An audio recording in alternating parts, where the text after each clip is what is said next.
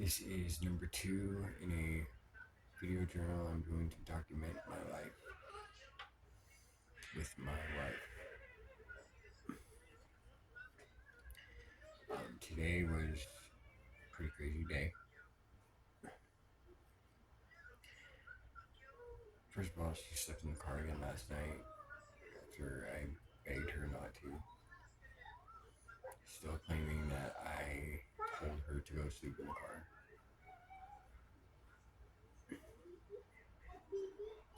I was very upset all night. I didn't go to sleep until probably like 3 or 4 in the morning. I've been averaging about 3 hours of sleep a night since she left a couple weeks ago, 3 weeks ago. And even less since she's been back. I'm very tired.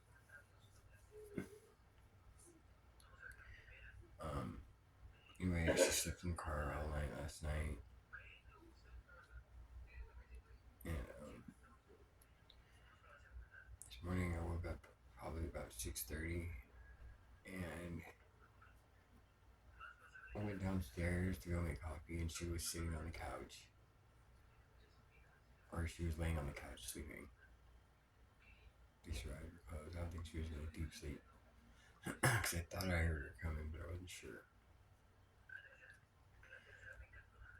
But I, as quietly as I could, went to the kitchen to go make us both a cup of coffee. This is kind of my daily routine. I mean, sometimes I won't even drink coffee, but as soon as I wake up, I go and I make her coffee. Or I get her coffee or something. And so I did that. I got up and I started the water and stood there for a second. Kind of, I guess I was standing in a daze, as I do, thinking about life and whatnot. I heard her get up. She was around the corner. I was by the washer and dryer. It splits the kitchen and where she was asleep in the living room. And she gets up and she gives me this scowl as she's like speed walking to the refrigerator so she can get an ice pack because she said she had a migraine. And she immediately like got down on me. Don't say anything. And God, I don't feel like dealing with this today. And at that point, I had not even said one word. And she was just unloading on me. I mean, I remember it happening before like that in the past, but maybe I was just paying more attention to it now. It's like, I can't believe it's just like, I haven't even seen her since the day before. I'm standing there and I'm making us both coffee and she just started yelling at me. Because she had a migraine. She didn't blame me for the migraine this time, but she blamed me for potentially making her migraine worse, which I tried extra hard not to do. And she kept going and going and going, and I finally said, this is all, like, probably, about 6:45 in the morning, kids are still asleep. And I was like, all right, you have to go, I'm sorry. I had enough. And I needed her to go back out in the car. And she called me an asshole and said, you don't care about me. And I just kind of agreed with her and said, yeah, you're right, just go, please. And that was hard. But I did it. I was kind of proud of myself afterwards. Because I don't think I deserved that. But I immediately texted my mom. Said, hey, when you get off of work, can you call me? And she said she was going to call me when she had a lunch break. And she spent most of the day out in the car. After that, I was really scared.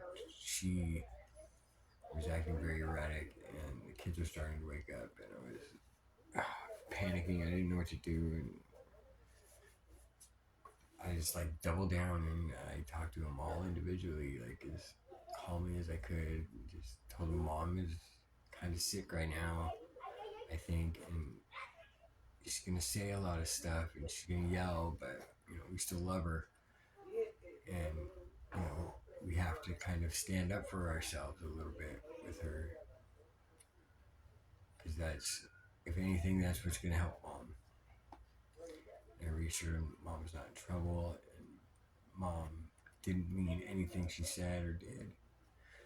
I assured him that I still loved her and I was going to do whatever I can to make things good. I used to say I was going to do whatever I can to make mom happy. I used to say it like that whenever something like that would happen. Now I just say I'm going to do whatever I can to make things good. So I don't, kind of confused with make things good, meaning me and mom are going to be a great, happy married couple. But I talked to them all very individually, and they were, for the most part, very understanding and very sympathetic. Joey, especially, he's almost 16, but he kicked some ass today. He helped me out a lot. He kept an eye on Rowan for me. He was always going in and checking on her because she keeps doing all this stuff right in front of the kids. And I can't imagine what they feel. I feel bad, but none of them asked for any of this. I was scared to let her in the house with kids when I wasn't there. I only left for probably a grand total of maybe 20 minutes the whole day. 10 minutes I walked over to the store in the morning to get donuts because I wanted to get something special for them for breakfast. They love donuts. And I dropped Kay off at her friend's house so she could have a double sleepover weekend with her. So that's good. The youngest, Rowan was very, I don't know if she knew completely what was going on, but she's staying positive. Like she was there. She was real. It was like kind of uplifting to have her around. She was very focused, and she at least pretended like she knew what was going on. It was cute. It's like, hey, we're gonna help mom out, right? Like, yeah. It was funny. Joey was a big help. Kay's, I think, a lot like me. She's kind of closed off, and I think she was feeling rather uncomfortable. Because I was feeling uncomfortable, but I kind of always seen her as like more of me than the other two. She's very closed off, and she doesn't want to admit something's wrong, and she wants to kind of stay out of it, and I don't blame her. I just don't want them to grow up resenting her the way she resents her mom. Because any way I look at it, she's still the nicest person in the whole world to me at one time. She probably still is. But,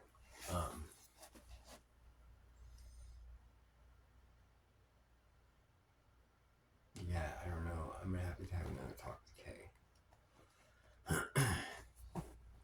So she spent most of the day in the car. I told Joey, I'm not here. Don't let mom in the house yet. I was afraid she was going to try to take like Rowan or all of them and just like throw them in the car and take off. I don't mean, it's completely ludicrous of me to even think that, but I guess every like bad scenario popped right in my head all day long. And her mental state is just, it's getting worse, and it's scaring me now. And the kids are fighters. The kids are great, and it just makes me feel even weaker because I'm like looking at it. I'm like, oh my god, what's going on?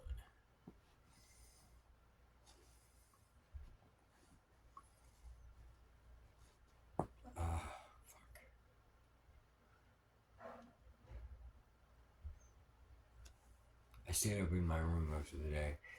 At around it was like 12 or 12:30. It started getting warm outside. She was still out of the car, and I texted her and said, it's getting warm out here. Why don't you come in and lay down on the couch? And I said I would go stay up in the room, and she can lay down on the couch, and I wouldn't bother her or nothing.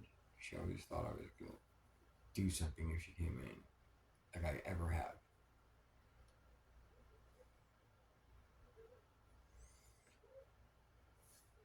So she wouldn't come in when I went outside, and told her she's probably come in because of the heat.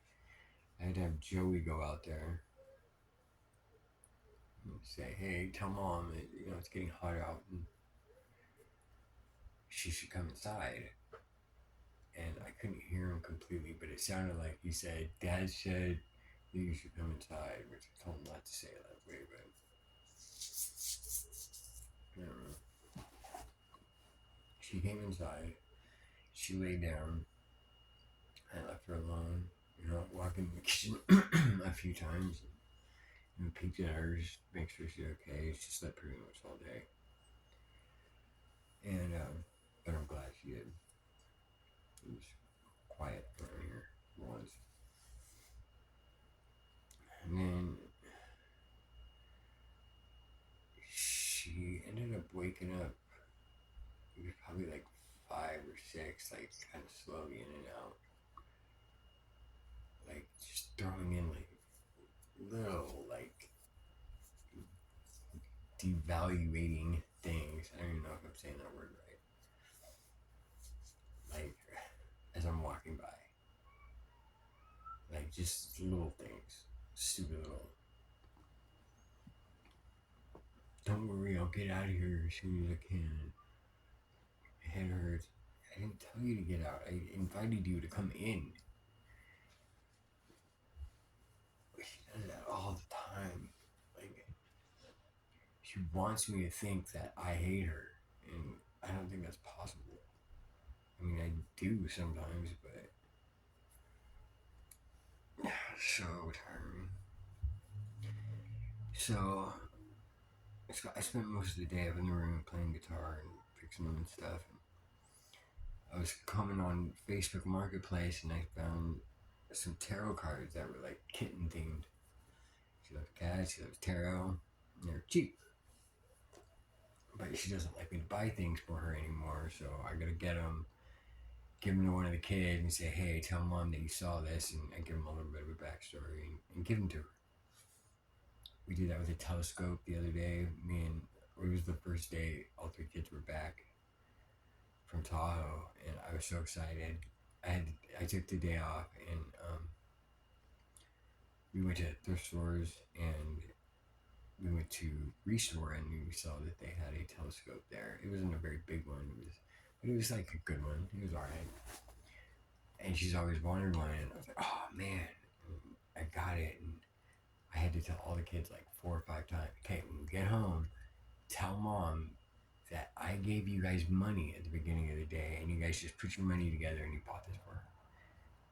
And like, okay, and at first it didn't seem like they were understanding what I was saying. It was like, just don't tell her that I bought this and give it to you guys to give her. Just say you guys bought this. I wanted, of course I wanted them to have all the credit, but I didn't want her to get mad for me buying her something. I mean, it wasn't. It was at thrift store, so it wasn't expensive, but it was like I'm coming across all these things that like, "Oh man, I'm gonna get you one of those one day," And she'd be like, "Yeah, cool." And something would happen, and I wouldn't get the thing, and then we're broken up, and I'm like, "Oh man, I remember we were talking about that." And like, fuck it, and I get it anyway. Sometimes she's okay with it. A lot of times she's not. I wish I didn't do it as much as I did. But so anyway, yeah, that's what happened, and so I did that with the tarot cards with Rowan. "Hey, Rowan, I want you to give these to mom.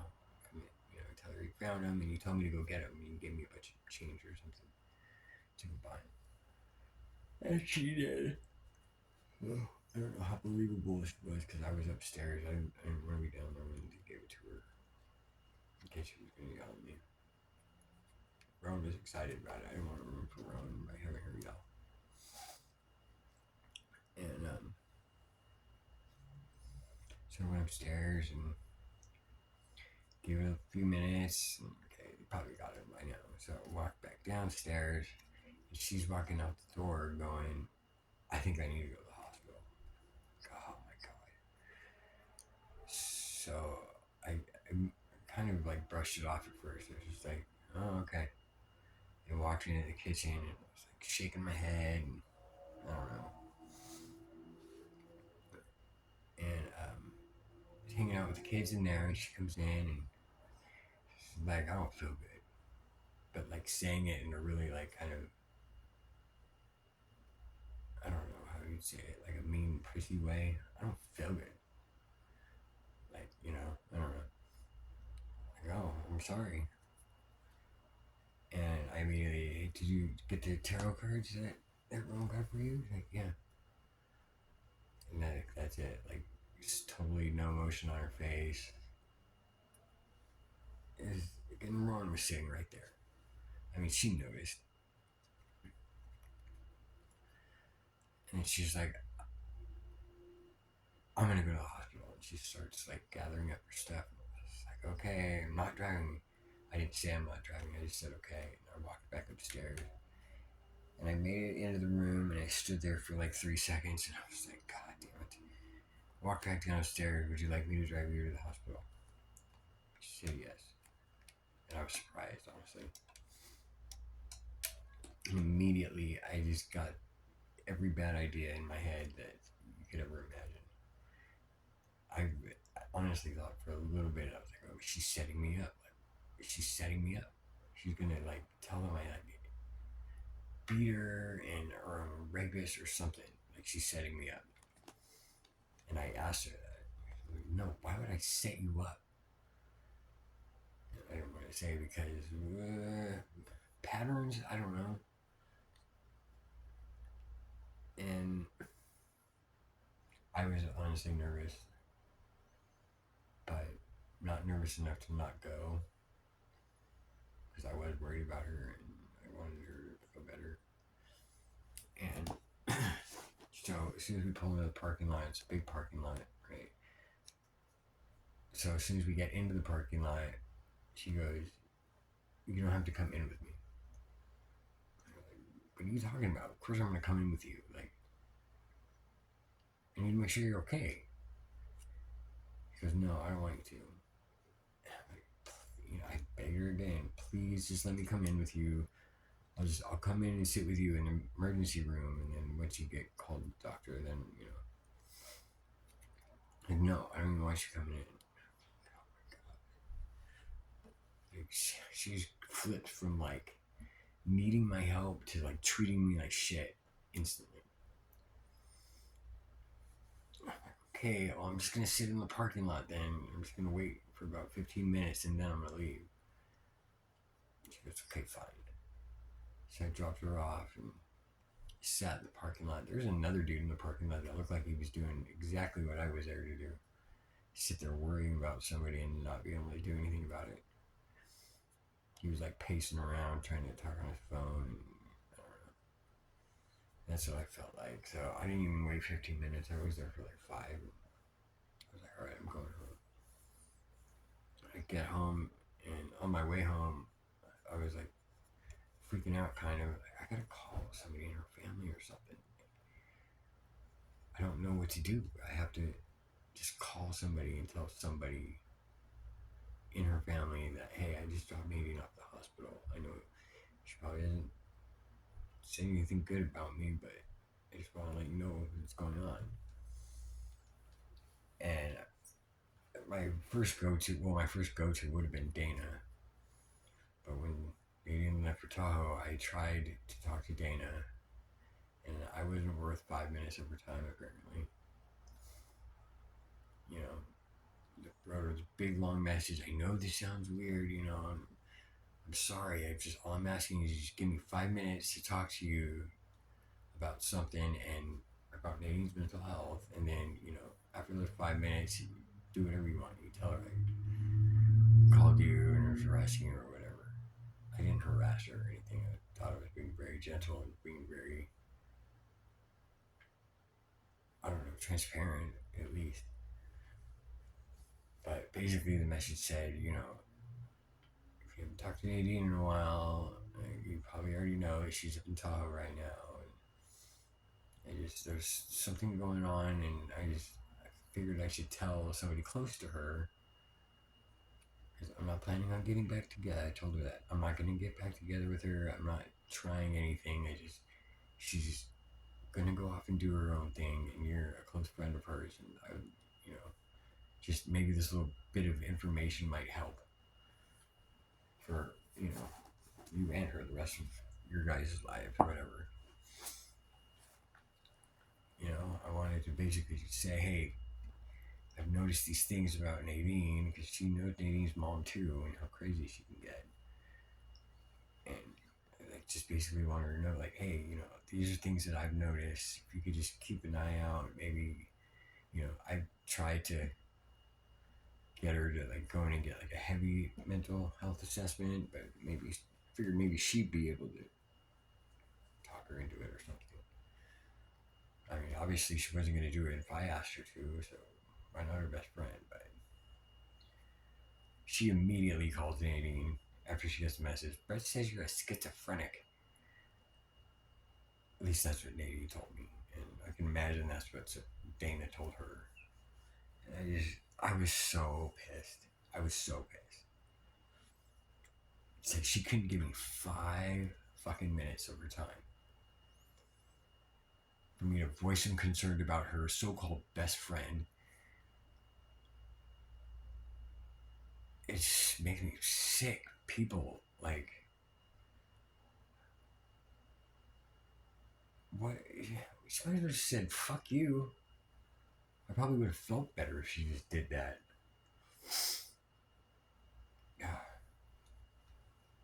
But yeah, she immediately told her that I texted her calling her out as a schizophrenic. And all I did was say, hey, you remember, how Nadine's mom used to yell at Michael and do stuff like that?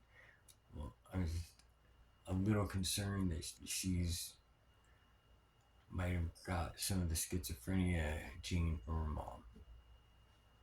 It didn't even say, oh yeah, she has it, or I even said in there she's definitely not as bad as her mom, but it's something I wanted to figure if we can catch it early, we can start treating it, and it wouldn't be as bad. But that didn't happen because Dana, I mean, she sure is a good friend to Nadine. Doesn't give a shit about her mental health, but she's a good friend.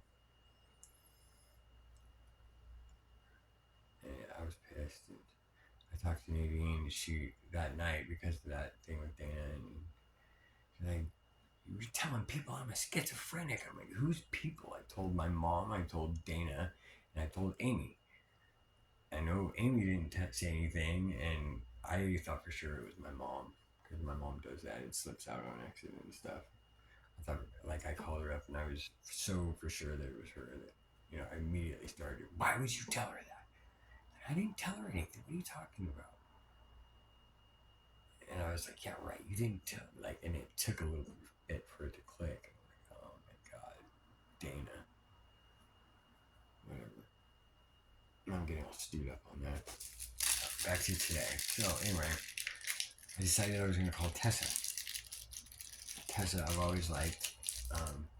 We were roommates when me, her, and Nadine all lived in South San Francisco for, I think it was 6 months. I lived with them for about 6 months. They lived for over a year. And I've always really liked her. She's cool.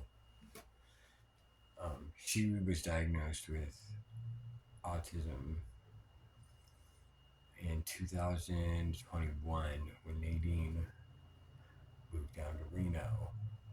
And yeah, she's diagnosed with autism, but she's a very accomplished glassblower, and she's getting degrees in psychology and stuff. We went back to school learning about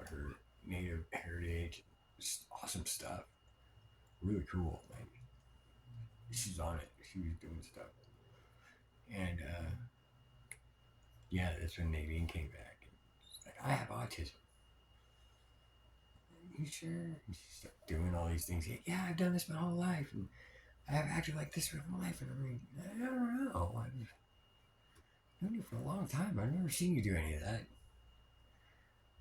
But, you know, at the time we were fresh off of our breakup. So I was her little puppy dog. And, yeah, still am, I guess. But anyway, it's getting off the point. So I called, or I texted Tessa and said, hey, I tried to be as gentleman and as polite as I possibly could. And basically said, you know, hey, Tessa, how you doing? You know, I'm not sure how frequently you talk with Nadine, but if you talk with her at all recently, then, you know, she probably didn't have too many good things to say about me. And, you know, this is making this kind of awkward for me. I'm sorry. But I just immediately got to the point, you know, I just dropped her off at the hospital, and if you have a couple minutes of time, I'd like to just talk to you about some stuff that I've been noticing.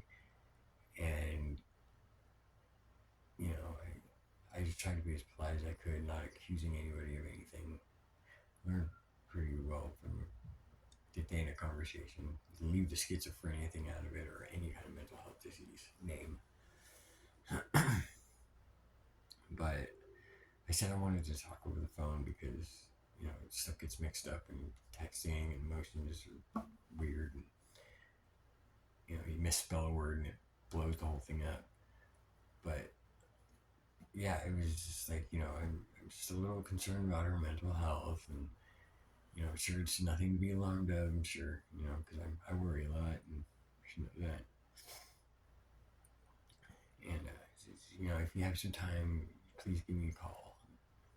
Explain to her about the texting thing. I just wanted to talk to, you know, make things well understood. And said, okay, can't wait to hear from you. Bye. And that was at about 8:45. About 15 minutes after I dropped Nadine off from the hospital. And she, after a little while, she didn't call me back or anything. It didn't even look like she looked at the message. I was like panicking, and I called the emergency room. I didn't know I was supposed to call and do this, but I did.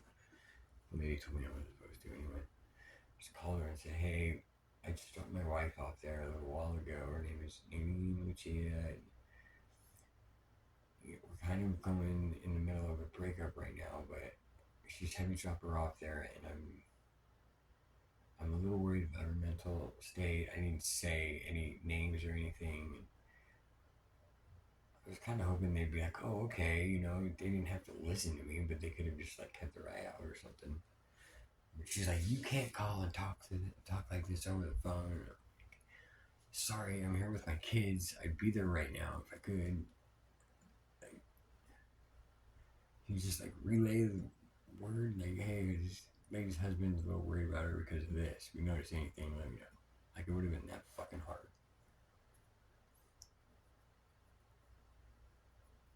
But I didn't say that. I was real polite. And, okay, sorry. Hung up the phone. Sat around waiting for Tessa to call, and all of a sudden a text message comes up. I'm like, oh, cool, this is her. And so while I was waiting for her, I texted Nadine, is everything okay? I'm worried about you. And she just texted back, you know, it's cold and loud in here. I don't like it. And I'm sorry. Are you okay? Can you talk on the phone? And like nothing. I figured the doctor was talking. She said she was in a bed sitting in the hallway. And I was like, you know what? Fuck this. So I texted her back, hey, I'm taking all your bedding out of the car. I'm going to make you a nice bed out in the living room. You're not sleeping in the car anymore. I'm sorry. And, you know, you need to relax, and I'll make it nice for you. If you don't like this, I'll change sheets on my bed. You can have my bedroom. Offered her my bedroom again. And time goes by and she texts back, no. That's all she said, no. It's like, no, what do you mean no? It's like, I don't want to be anywhere near you. Like, I couldn't fucking believe it. Like, I'm trying to take care of you, and all you can say is no. I don't want to be anywhere fucking near you. You're fine with me driving you to the hospital.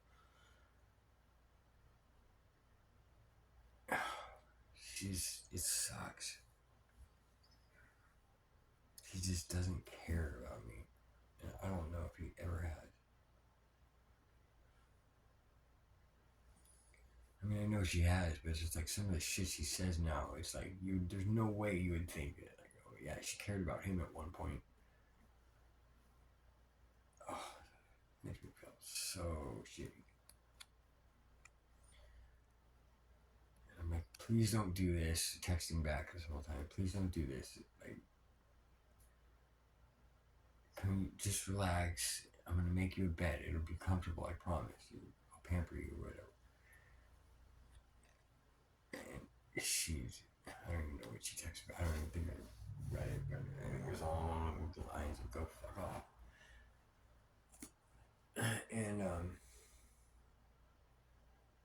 so I was like, all right, like I put my foot down right there on text message. Like, all right, fine. Have it your way. Good luck at the hospital. And that was it. And I sat and stared at my phone. I was hoping she was like looking at it, going like, "Oh, you just stop talking." You know, I was hoping it was gonna piss her off, but it probably didn't. And she all of a sudden she texts back. She's like, "They're not even paying attention to me in here. I think I'm just gonna leave." And I was like, oh, in my head, I was like, "Oh my god, what the hell is going on?" And on text message, I just wrote, "Great." Left it at that. And she texted something else. I can't really remember what it was, but I remember texting back, "When you're ready to leave, call Joey's phone because I'm blocking you." I was so pissed off at her. I didn't want to get another text message from her. I have all this evidence on my phone of her treating me like such shit, and I have to think about it constantly. And I know I have to like probably bring it back out. And I'm trying to explain to court what the hell's going on, and I'll have to relive it, and it sucks. And then right after I sent the "I'm blocking you" text, not even a minute went by, and I texted again. "Okay, I'm not blocking you."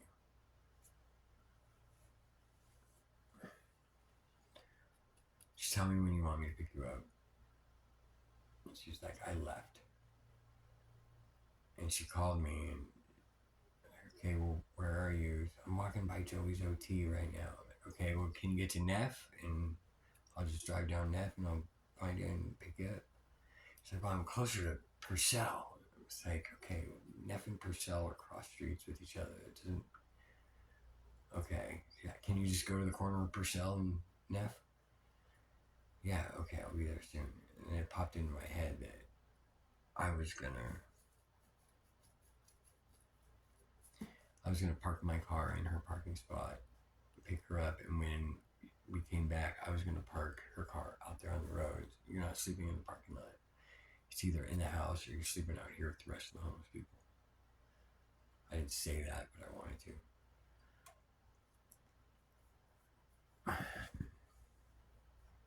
But I drove down Neff and saw her and passed by her. I had to go and talk with Yui. Picked her up and really didn't say anything. And I can't remember what led us onto that, but she ended up saying, "Oh no, I told her that, we were going to have to park her car on the street because my car was parked in the parking lot. And I wasn't going to let her sleep." I did say that. I wasn't going to let her sleep in the parking lot tonight. And she's like, "Fine, I'll sleep on the couch." Like, "Okay, as long as you're under the roof, then yes, that's fine. Sleep on the couch." I was kind of surprised she was so easily with it, and I'm really happy she did. She's down there right now, and It's so hard for me to be up here while she's down there.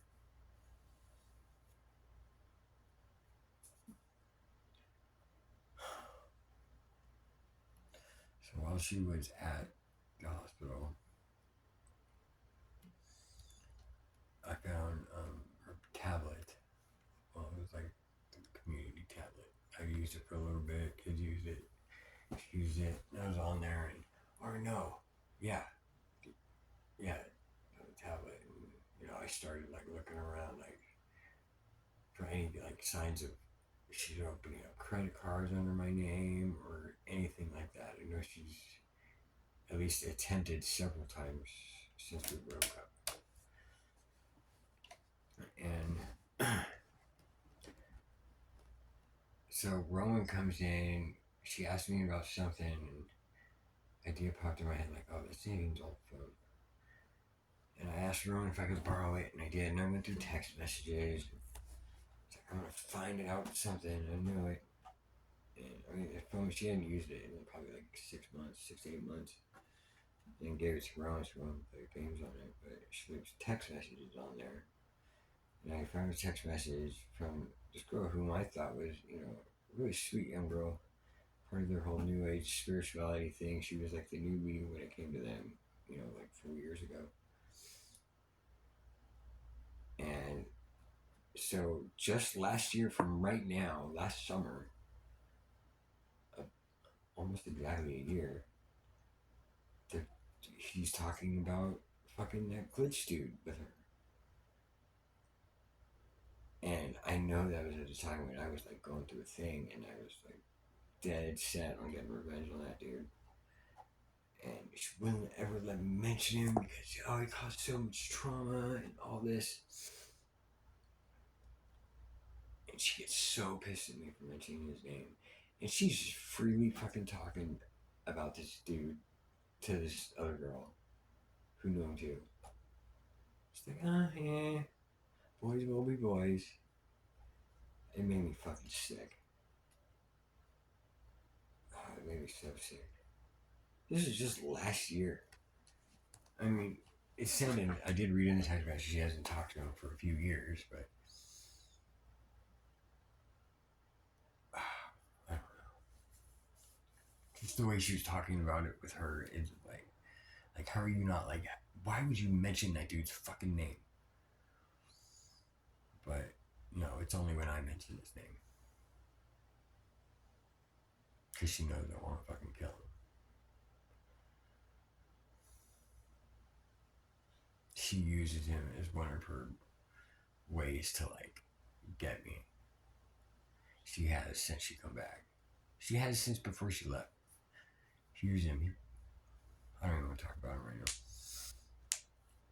But yeah, she's asleep downstairs. I was pissed off at her. But still, I went downstairs to go get a root beer float. I offered her before, and she was just asleep. And me and my root beer float, and I was walking back upstairs, and I just stood there and looked at her, told her I love her. I don't know. Hopefully she didn't hear me. And that's it. Now I'm here. So that's day 2.